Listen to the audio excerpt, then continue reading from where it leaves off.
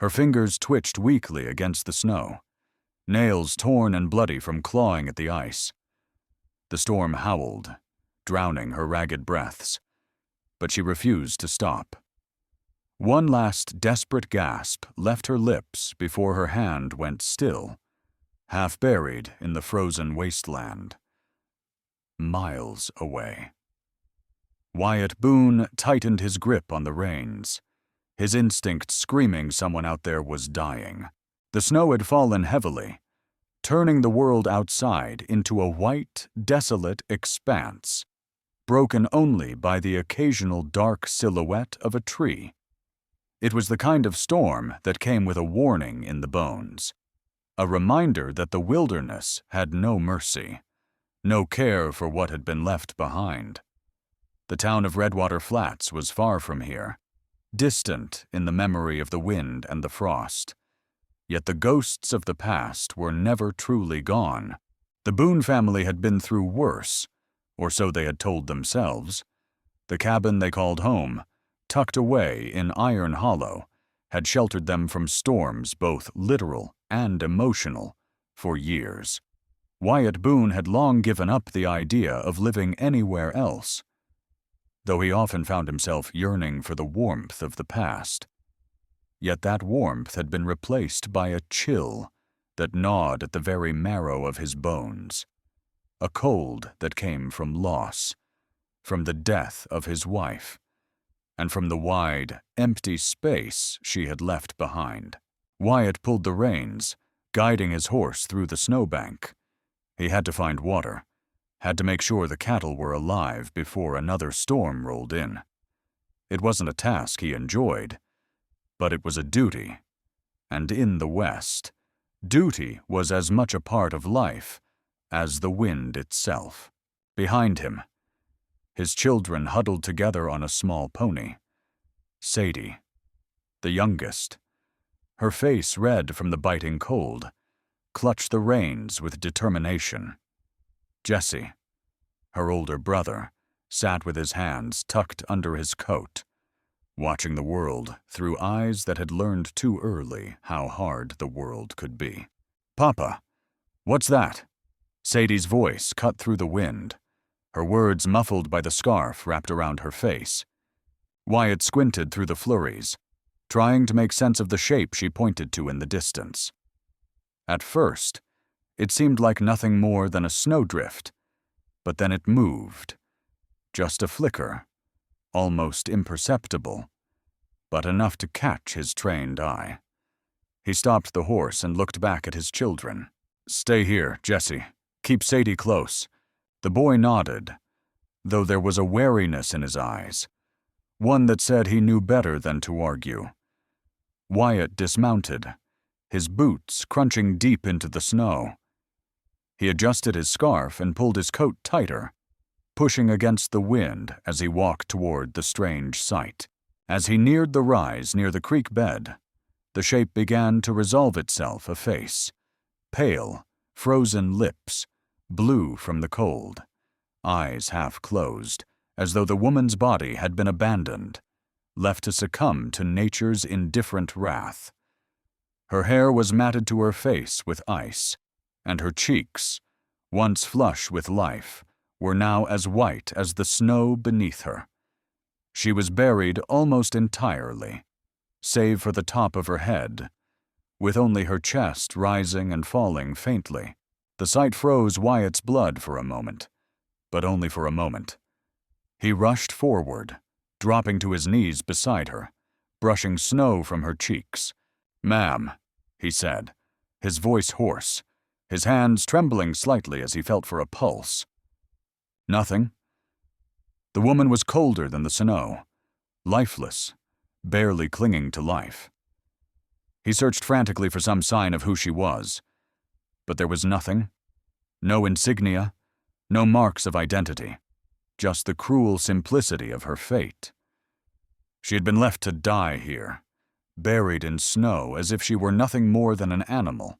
But as he leaned closer, his breath catching in the cold air, a weak gasp broke from her lips. "Please." Her voice was thin, barely audible, but enough to make Wyatt freeze. "Stay with me," he whispered, brushing more snow away from her face. "We'll get you out of here." Wyatt had no idea who she was, no idea why she had been left out here. But it didn't matter. Someone had done this to her. Someone had buried her alive.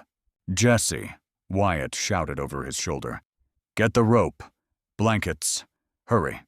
Jesse was quick, already dismounting and running toward his father with the necessary supplies, though his hands shook as he fumbled with the ropes and blankets.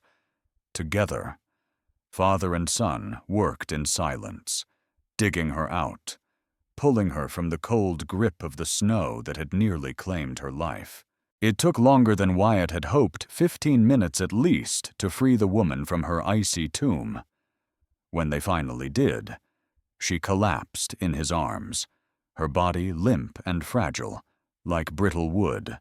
"I'll get you warm," Wyatt muttered, his voice soft, almost to himself. They moved quickly, making their way back to the ranch, the wind pushing against their backs as if urging them onward. The cabin was just a few miles away, and Wyatt's mind was a blur of thoughts. Who was this woman? Why had she been left to die like that? He didn't know, and he didn't care. She was alive now. That was enough. Back at the ranch, the warmth of the hearth greeted them, the fire crackling in the corner of the small, humble home. Rose, he had learned her name once she had begun to speak, though her voice was weak, lay on the couch, wrapped in blankets, her body trembling under the weight of her fever. Sadie had immediately sat beside her, holding a wet cloth to her forehead, while Jesse stood by the door, his face set with worry. "Who is she, Papa?" Sadie asked, her voice small. "I don't know," Wyatt said, his gaze never leaving Rose's pale, sweating face. "But she's safe now." Hours passed, and still, she didn't wake. Wyatt kept vigil beside her, changing the wet cloth on her forehead every hour, forcing warm broth between her lips when she stirred. Her breathing was shallow, her skin still pale and cold. When she finally awoke, shivering under layers of blankets, it was late in the evening. The fire dimmed to a soft glow, and her voice was no more than a hoarse whisper. Her eyes fluttered open, confusion clouding them. "You came back," she whispered, as though in disbelief. "I found you," Wyatt said gently, his voice a quiet reassurance. "You were buried alive." She tried to sit up, but her body was too weak. "They left me. For being—" She couldn't finish, tears welling in her eyes. The raw emotion in her voice made Wyatt's heart tighten, though he could not bring himself to ask more. Not yet. "You don't have to say it," he said softly. "You're safe now." She met his eyes, and for the first time, she didn't look lost. She looked like a woman who had been given a second chance, and that was more than enough for Wyatt. But outside, the storm raged on. As Wyatt turned to leave the room, a noise came from the doorway, a faint knock that sent a shiver down his spine. Someone was out there. Someone who knew Rose's name. The fire crackled in the hearth, its warmth a bitter reminder of the storm outside.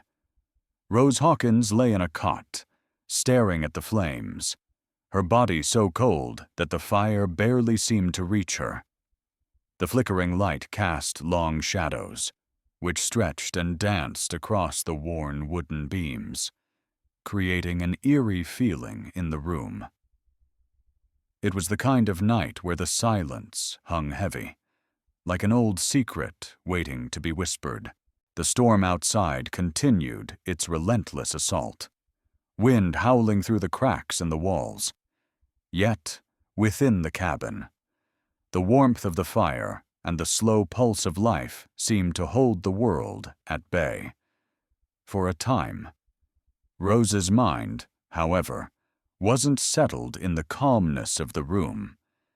It was in the cold wilderness, lost and broken, where she had been abandoned, where she had nearly given up on life. Her body felt numb, not just from the chill of the winter, but from the lingering memories of her exile.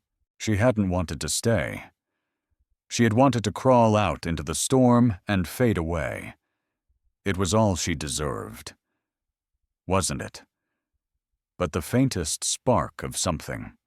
Was it hope had kept her from doing that? She wasn't sure why.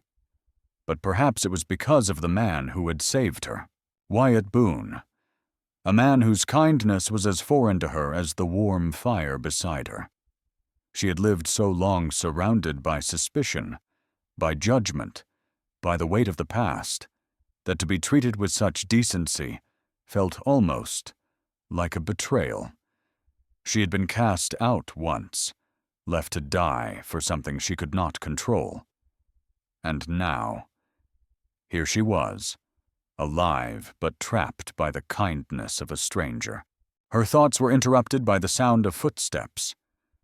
She turned her head, though the movement was slow and labored, as if her body had forgotten how to move freely. Wyatt stepped into the room, carrying a bowl of broth, steam rising in the dim light. "I thought you might be hungry," he said softly, his voice steady, his face lined with the weight of years of hard living. She nodded weakly, too tired to argue. Her throat felt raw, and her body ached in ways she couldn't put into words. She took the bowl from him, grateful but hesitant to accept it. She wasn't used to anyone caring for her, and this man, who had every reason to turn her away, had not only saved her life, but continued to tend to her like she mattered. It was a kindness she hadn't known for years, not since the days when she was a school teacher, when her life was full of possibility before the whispers began. "I'm not sure how long I can stay here." "Wyatt," Rose said, her voice rasping as she took a sip from the bowl. The warmth of the liquid spread through her, easing the tightness in her chest. Wyatt didn't reply immediately. He only studied her for a moment, his eyes flickering with something understanding, maybe, or pity. But he said nothing. Instead, he just sat down in the chair near her cot, leaning forward slightly, his hands resting on his knees. "You're safe here," he said finally, his voice steady. "But the storm's not going to last forever, and when it passes, I can't promise what'll happen." Rose swallowed hard, the words stinging her throat. She knew what he meant. He was talking about the town, about Redwater Flats, the place that had cast her out like a leper, the place that had sent her into the wilderness to die, a place she hadn't set foot in for months. And yet still, she felt its weight on her shoulders, its presence in the pit of her stomach. "I didn't ask to be abandoned," she whispered, her voice trembling as the memories began to resurface. "I didn't ask for any of it. The words choked in her throat, and she couldn't finish the sentence. How could she?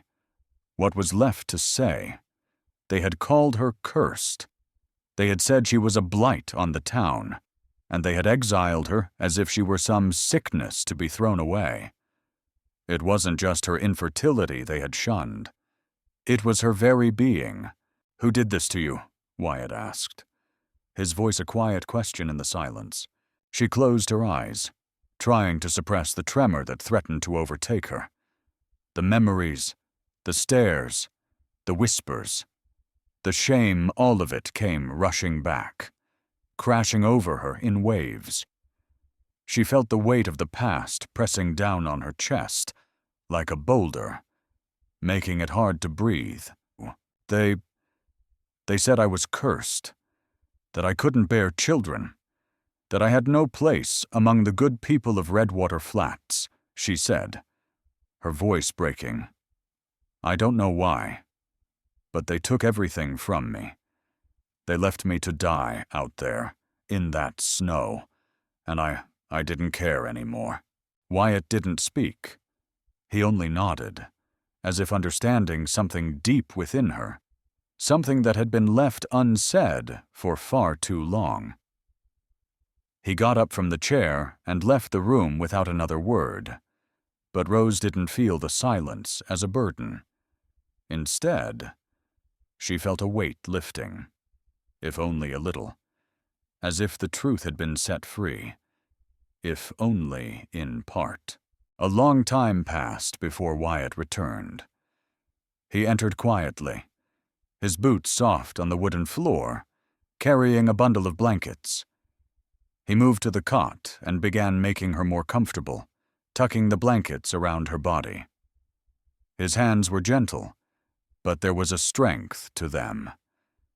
Strength that came not just from hard work, but from something deeper. A quiet kind of strength that, for the first time in a long while, made Rose feel something she hadn't felt in years. Hope. "You're not the only one who's been cast out," Wyatt said after a long silence, his voice low, almost as if he was speaking to himself.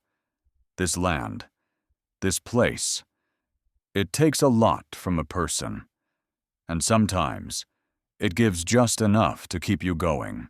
Rose didn't respond, but she let herself be wrapped in the blankets, the warmth seeping into her bones. She closed her eyes, feeling the steady pulse of the fire and the faint rhythmic beat of her own heart. And for the first time in what felt like forever, she allowed herself to rest. Later, as the night deepened and the wind howled outside, Rose felt something shift, a small spark of something deep inside her. Maybe it was the fire in the hearth, or maybe it was the man who had shown her kindness. Whatever it was, it made her realize something she wasn't done yet. But that thought didn't bring her peace. It brought her fear. As the fire began to fade, Rose opened her eyes, hearing a noise from outside the cabin. It wasn't the wind. It wasn't the storm. The sound of hooves on snow grew louder, closer. She heard the creak of the wooden door just before it opened. Standing in the doorway was a man. A figure cloaked in darkness, his face hidden by the shadows of the night. His eyes, however, gleamed in the dim light, sharp and cold. "Thought you could escape? Huh," the man said, his voice rough, carrying the weight of something far worse than the storm. "You're not getting away that easy." Rose's heart skipped a beat. It was Sheriff Quentin Doyle, and he had come to finish what he had started. "You should have stayed buried, Rose." The snow had begun to fall once again, thick and heavy, muffling the sounds of the world outside. But within the cabin, the fire crackled, fighting against the encroaching cold. Wyatt Boone sat near the hearth, his weathered face hard as stone, his eyes fixed on the faint glow of the flames. He had been through countless storms in his life, both literal and metaphorical, but the one now before him was different. This storm had a name, a face. Sheriff Quentin Doyle. Wyatt's mind raced, though he refused to let his hands betray him. His calloused fingers tightened around the mug of coffee he had made earlier, the heat from the porcelain doing little to warm him from the inside. The wind outside was relentless, but the greater storm was the one that had arrived on their doorstep. Rose was still asleep in the next room, her fever having broken only hours before. She was safe for now, but with Doyle on their doorstep, how long could that safety last? He glanced at the door, then back at his children, who sat in the corner of the room. Sadie sat with her legs tucked beneath her, eyes wide, the innocent curiosity of childhood slowly turning into an understanding of the harshness of the world. Jesse sat beside her, his face set in a grim line. The boy had seen enough of the world's darkness to know that things were about to change again. This time, however, Jesse had no words to offer. He just sat silently, the weight of his father's mood settling over him. Wyatt set his coffee down and looked to the window. Through the thick curtains of snow, he could see nothing but the whiteness stretching out into the void. His thoughts were interrupted by a soft knock at the door, a sound too polite for a man like Doyle. It came again, louder this time, with a persistence that sent a cold shiver down Wyatt's spine, without a word. Wyatt stood up, his worn boots scraping against the wooden floor. He reached for his coat hanging by the door and began to pull it on. Sadie and Jesse both stood, their movements slow, uncertain. They knew what was coming. "I'll handle it," Wyatt said, his voice firm, though there was a weariness behind it. He turned toward his children, his eyes softening just a fraction. "Stay inside. Stay away from the door." Sadie nodded, but Jesse's eyes followed his father, a quiet plea in them. Wyatt, for a moment, wanted to tell him everything would be fine, that they could just flee. But that wasn't the kind of world they lived in. Instead, he only nodded at his son and opened the door. Outside, Sheriff Doyle stood in the midst of the swirling snowstorm. His coat was heavy, worn like a uniform of a man who had spent his life chasing something, though Wyatt wasn't sure what. His hat was low over his eyes, and his face was set in a grim line that spoke of all the troubles he had carried in from Redwater Flats. The very sight of him felt like a stone being dropped into a well, sending ripples of fear and anger throughout Wyatt's chest. "Well," Doyle said, voice cold and clipped, "I'm glad you found the strength to open the door." Wyatt didn't respond right away. He only stepped forward, the icy wind biting at his skin, but he didn't flinch. He knew what this man wanted. He didn't need to say it out loud. "You're not welcome here." Doyle's lips twitched into a thin smile, but it didn't reach his eyes. "I think I am." "Wyatt, you've made a mistake taking her in. A woman like that, she doesn't belong here. She doesn't belong anywhere." The words stung, more than Wyatt had anticipated. They cut through him like a blade, but he held his ground. "I didn't ask for your opinion. She's here now, and I'm not letting you take her back." Doyle's eyes flickered toward the door, then back to Wyatt. His expression darkened, his hand resting on the butt of the revolver at his side. Wyatt's gaze followed the movement instinctively, his hand resting on the rifle that hung by the door. He knew this wasn't just a conversation. It was a showdown. The air between them had grown thick with tension, the quiet before the storm. "You don't know what you're doing," Doyle said, his voice lower now, almost a growl. "You can't protect her from what she really is. You think the people of Redwater Flats will let this slide. You think you can just bury the past like you're hiding a dead man. They'll come for her. They'll come for both of you."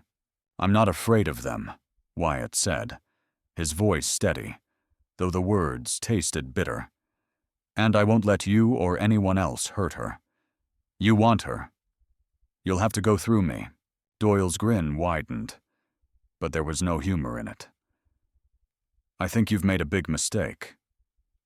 Wyatt, you've crossed a line you won't be able to undo." Without warning, Doyle reached for his rifle. The snow continued to swirl around them, the silence between them broken only by the sound of the wind and the distant calls of wolves. It was a moment that felt stretched, as though time had slowed to a crawl. Then, the unexpected happened. From inside, a soft voice called out, It was Rose. Wyatt, is it him? The question hung in the air. And Wyatt turned his head briefly to look at her. Her face was pale in the dim light of the cabin, her eyes wide with uncertainty and fear. She didn't need to see Doyle to know who he was. He was the man who had sentenced her to death, the man who had led the charge to exile her from the only place she had ever known. Wyatt glanced at Doyle, then back at the woman who had found her way into his home, into his heart. He knew what she was asking. She wasn't asking if Doyle was coming for her. She was asking if the world had truly forgotten her, if the past could finally be laid to rest. With a final glance, Wyatt stepped back into the house, shutting the door behind him. He could hear the quiet shuffle of footsteps as Rose made her way toward him. Her eyes met his, wide and searching, but she said nothing. "I'm not letting him take you," Wyatt said, his voice low but certain. "But I can't protect you forever." Rose took a step closer, her eyes not leaving his. "What do we do now?" The answer was a whisper in his chest, but it was one he couldn't share yet, not until he was ready. But the truth was, the only thing they could do was fight. And Wyatt had never been one to back down from a fight. As Wyatt turned back to the door, he could hear the faint sound of hooves in the distance, growing louder. They were coming. They wouldn't wait for long. The wind howled through the cracks in the cabin walls, a constant reminder of the fury brewing outside. Inside, the fire was low, its crackling warmth casting long, dancing shadows on the wooden floor. Wyatt Boone sat across from Rose, his face grim, his hands clenched tightly around his cup. Every breath he took was laden with the weight of a decision he knew could tear his world apart. Through the window, the sky had grown darker, the snow coming down harder, as though nature itself conspired to keep them trapped in this cabin, isolated and waiting for what was to come. The storm outside was nothing compared to the storm that raged inside Wyatt. The arrival of Sheriff Quentin Doyle had pushed the past into the present, and now there was no turning back. Rose sat across from him, her face pale, but her eyes sharp with clarity. She had been quiet ever since the exchange at the door, her mind clearly racing with the realization that her past would never be left behind. The man who had cast her out, the man who had tried to bury her alive, was standing on their doorstep. And despite Wyatt's promise, despite the protection he had given her, the truth was too heavy to ignore. "Wyatt," she whispered, her voice barely audible over the howling wind. "You need to send me away." Her words hit him like a punch to the gut, though he didn't show it. He had feared this moment, feared that it would come to this. Rose didn't want to be a burden, didn't want to be the reason for any more trouble, and he could understand that. But in the back of his mind, he knew that her exile would never be finished until she faced it, until Sheriff Doyle was dealt with. "Not a chance," Wyatt replied sharply, his voice hard. "You're staying here, where you belong. They'll have to come through me first." Rose's eyes softened, a weary look settling on her face. She didn't argue. She knew the stakes were higher than either of them could admit. Her heart was heavy with the weight of the lies that had followed her for so long. The past, with all its cruelty, was coming for them both, and there was no way around it. Outside, the low rumble of hooves reached Wyatt's ears. The sound wasn't the wind or the storm. It was Doyle and his men, and they were drawing closer. Rose stood slowly, her bones still weak from the fever, but her resolve solid. "If they come," she said, her voice low but firm, "I'll go with them. I can't have you all dragged into this." Wyatt stood as well, taking a step closer to her, his eyes locked on hers. You don't owe them anything. They're the ones who've got blood on their hands. Not you. Rose trembled slightly, the memory of her exile still raw. I was nothing to them. They never gave me a chance. I was a woman who couldn't bear children, so they decided I didn't belong. She paused, her face hardening. But you gave me a chance. Wyatt didn't answer immediately. Instead, he reached for the rifle beside the door, checking it one last time. He wasn't about to let Sheriff Doyle or anyone else take Rose back to that hell. Not while he was still standing. Wyatt. Listen to me, Rose said, her voice desperate now. They won't stop until they've dragged me back to Redwater Flats. And if they find out you're harboring me, they'll come for you next. Wyatt's gaze was cold, unyielding. He wasn't afraid of them. He'd seen too much of the worst in men to fear what they could do. The fear was already in his blood, though, running deep, because he knew what could happen if he didn't act fast enough. The hooves outside stopped. The silence that followed felt like the pause before a storm. I'm not letting you go, Wyatt said, his voice steady, resolute. We'll face them together. Rose shook her head, tears threatening to spill, but she held them back, her hands clenched at her sides. She had spent so long running from the past, running from what had been done to her. But now, she had nowhere left to run, and that terrified her. Outside, glass shattered suddenly. A rock hurled through the window with a note tied to it. Give her up, or we burn it all. The sound of boots scraping against the snow followed. Heavy steps on the porch. The air had thickened, the storm outside making the world feel small, like they were the only ones left, locked away in a frozen prison.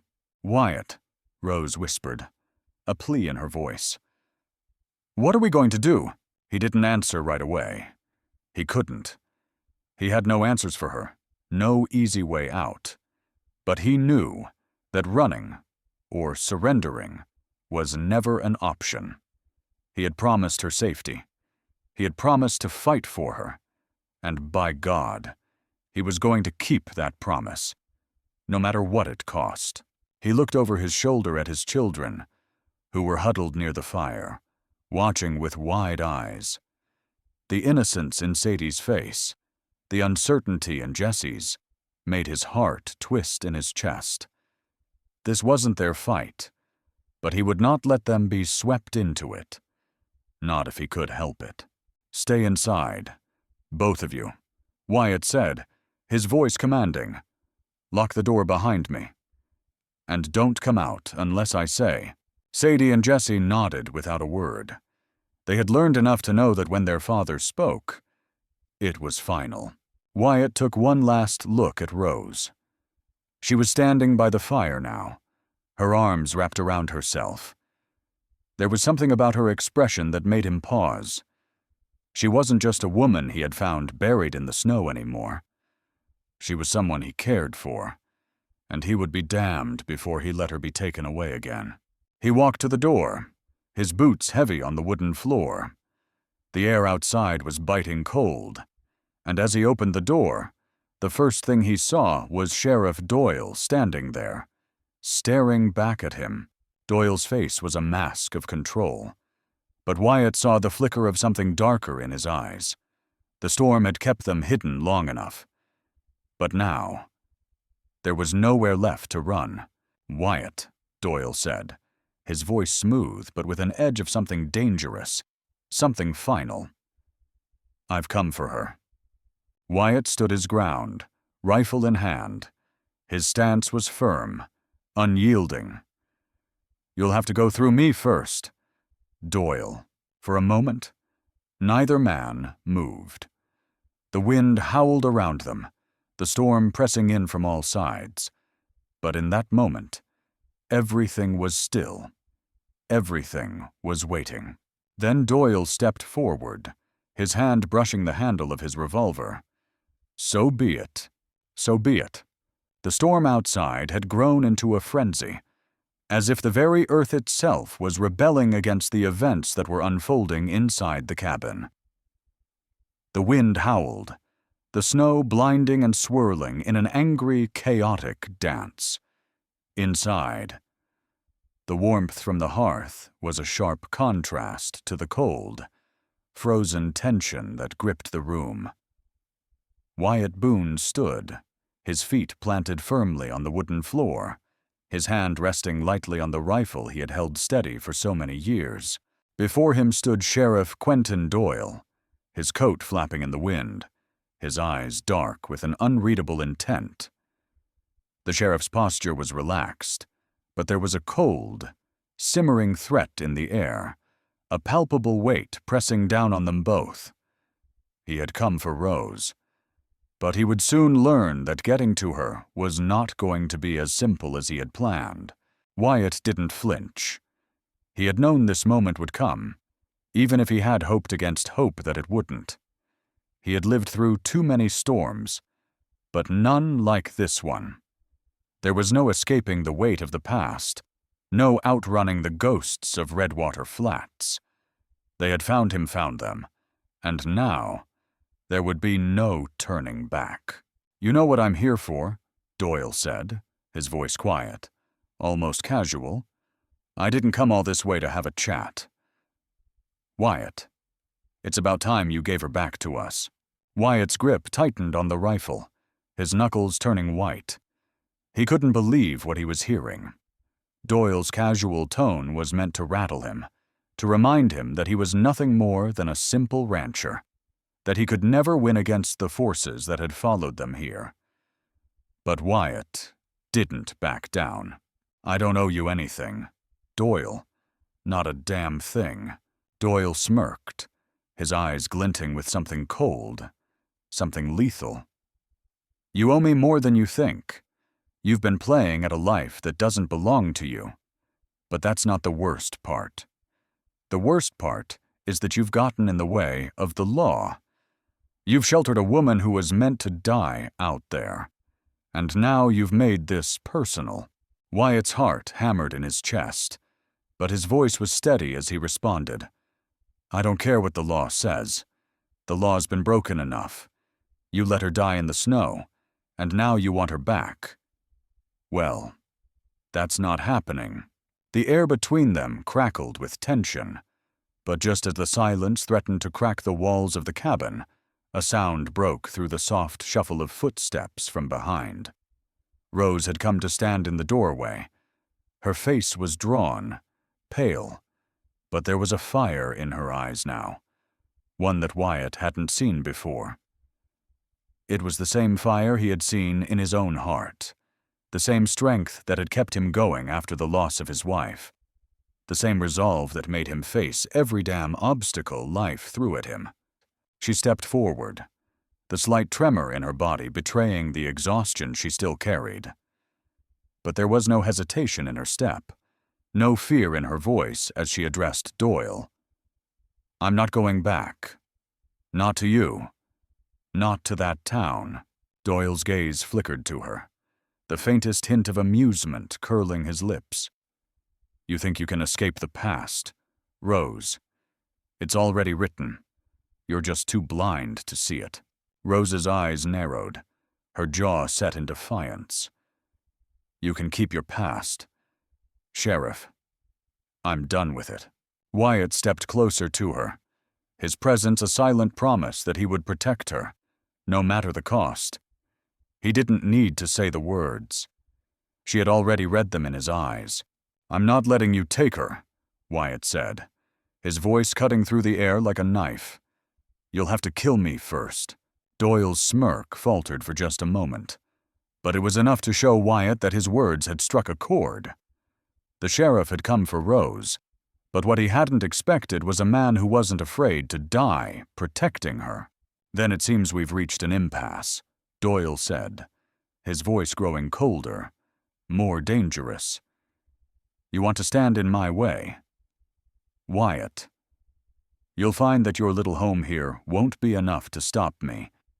It's just a matter of time before someone pays the price for what's been done." Wyatt didn't flinch, but he knew that Doyle was right about one thing. This wasn't over.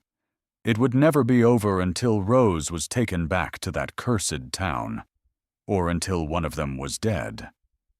He could feel the weight of the rifle in his hand, the cold steel pressing against his palm, but he didn't let it control him. He had made his choice. He would fight to the end for what was right. Behind him, he heard the faint sound of the door creaking open. It was Jesse, his son, stepping into the room with a look of confusion and concern on his face. The boy had never seen his father face down a man like this, and Wyatt knew the fear in his eyes had nothing to do with the sheriff. It was about seeing his father about to make a stand that could cost them everything. "I'm sorry, Pa." Jesse's voice was quiet, his eyes wide with the weight of the moment. "But we're not going to make it out of here, are we?" Wyatt turned to face his son, his heart heavy. "I won't let them take her," he said, his voice low but full of conviction. "I won't let them take what's ours." Jesse nodded, his gaze shifting to Rose, the understanding finally beginning to settle in his chest. This wasn't just about survival anymore. This was about honor, redemption. It was about protecting the people they loved, even if it meant losing everything. As the storm raged outside, Sheriff Doyle took one last look at them, his eyes cold and calculating. "This is your last chance. Wyatt, stand aside and let me take her, or the consequences will be on your head." There was no turning back now. Wyatt's hand tightened around the rifle. "I'm not moving, and neither is she." With that, the tension in the room snapped, like a twig breaking under the weight of too much pressure. Wyatt's heart pounded in his chest, his every muscle tensed for the inevitable conflict. And in that moment, he knew that no matter what happened, he had made his stand. For Rose, for his children, for the truth that had been buried for far too long. As Sheriff Doyle moved closer, the sound of hooves in the distance grew louder, and Wyatt realized that the fight wasn't just about to begin, it was already here. The crackling of gunfire echoed through the night, shattering the silence that had held Iron Hollow Ranch for so long. The future of their lives was now tied to the next few moments. Wyatt Boone stood in the open doorframe, the cold, sharp air biting into his skin. He could feel the pressure of the rifle against his hands, but it was no longer the cold of the weapon that gripped him. It was the heat of the moment, the tension in the air as the world outside turned into a battlefield. Sheriff Quentin Doyle and his men were here, and they had made their move. The fire in the hearth was just a faint glow now, the shadows in the cabin growing long and heavy as the storm outside intensified. The world outside was swallowed by the blizzard, but inside, everything was waiting. The house, the people within it, the land it was all about to be tested. Wyatt stood firm, his boots planted on the ground, his gaze unflinching. Behind him, Rose, still pale but resolute, stepped forward.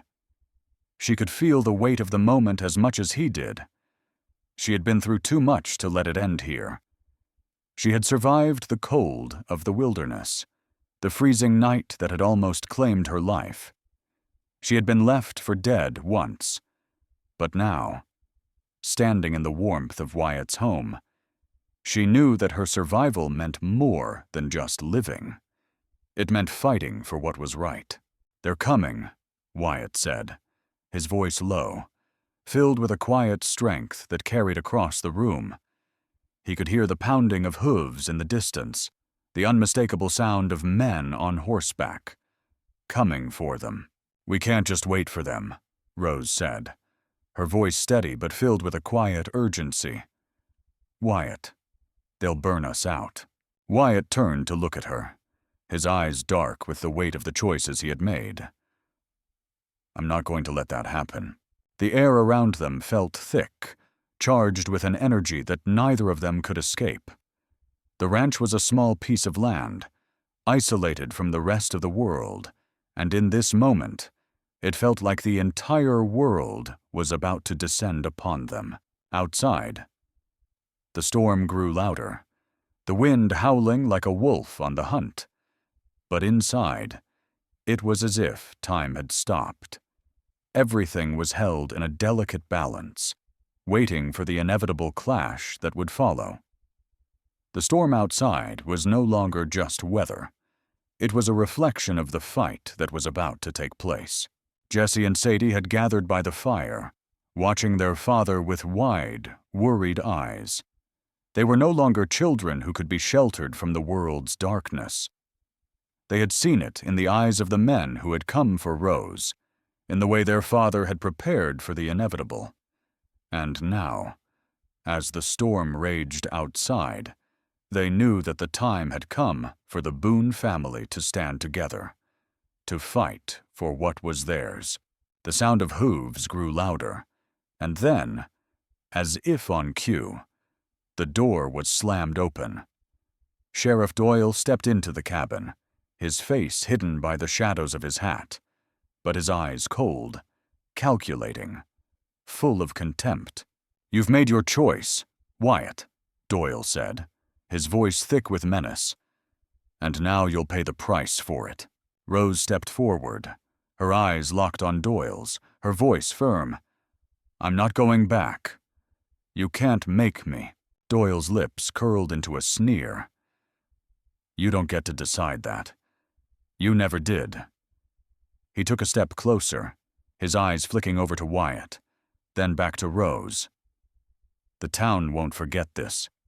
They won't forget what you've done." Wyatt took a deep breath, his hand tightening on the rifle, his eyes never leaving Doyle's.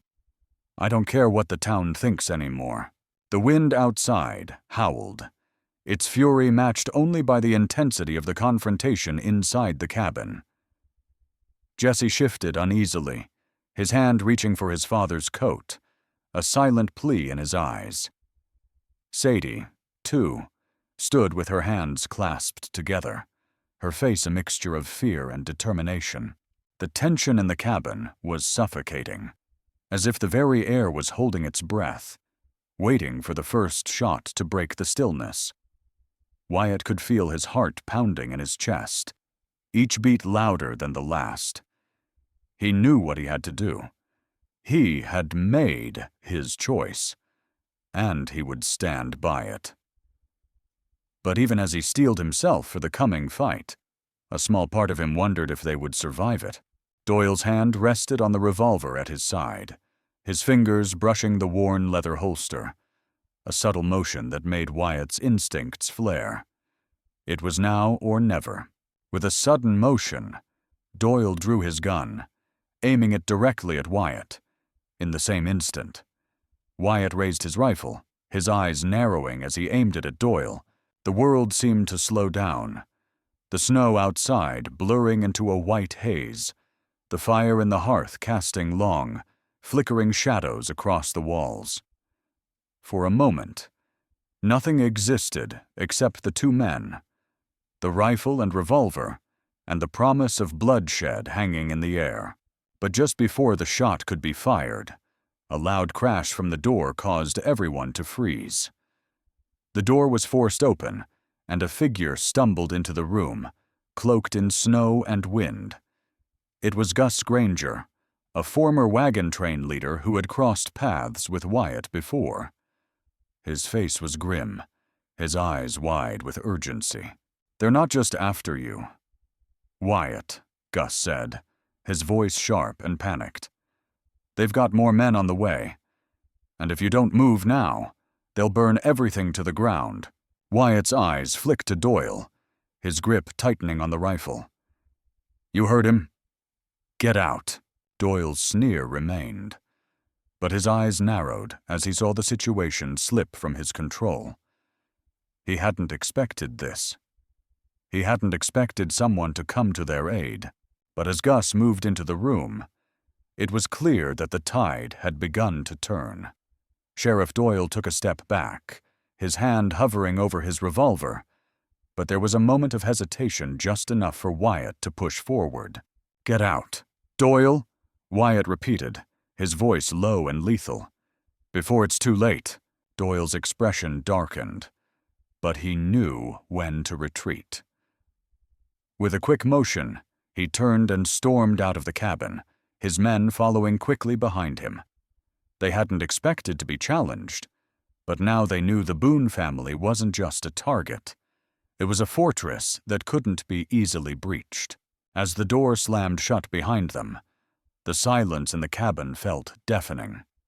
The tension that had held the air tight slowly began to release, like a breath finally let go after being held too long. Just as Wyatt turned to face Rose, flames lit up the night sky beyond the window. Doyle's men had already set fire to the barn. The wind howled through the cracks in the cabin, carrying the acrid smell of smoke. Rose stood by the window, her eyes on the distant glow of burning fields.